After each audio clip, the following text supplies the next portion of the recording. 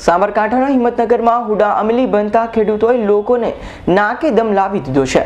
ત્યારે હુડા સામે વાંધા અરજીના છેલ્લા દિવસે 11 ગામના ખેડૂતો અને શહેરીજનોએ વાંધા અરજી રજૂ કરી હતી।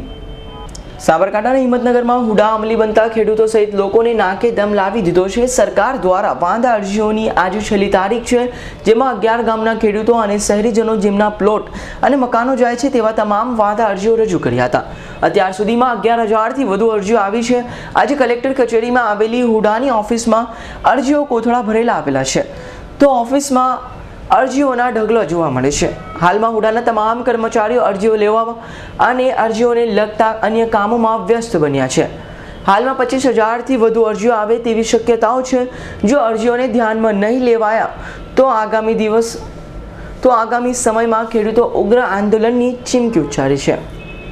11 ગામોએ અત્યાર સુધીમાં 22,000 જેટલી વાંધા અરજીઓ કલેક્ટર કચેરીઓ પહોંચાડી છે અને જો આ વાંધા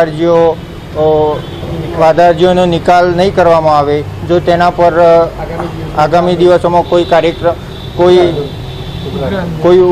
તો આગામી દિવસોમાં અમે ઉગ્ર આંદોલન કરીશું।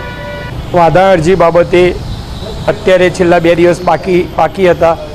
ગઈકાલ શુક્રવાર અને સોમવાર, આજે એનો છેલ્લો દિવસ છે વાંધા અરજીનો।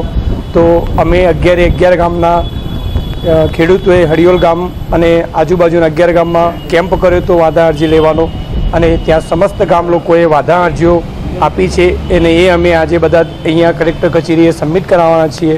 સરેરાશ દરેક ગામમાંથી 2,000 જેવી વાંધા અરજીઓ ત્યાં સબમિટ થવાની છે। દીપક સિંહ રાઠોડનો રિપોર્ટ, S9 ન્યૂઝ, હિંમતનગર।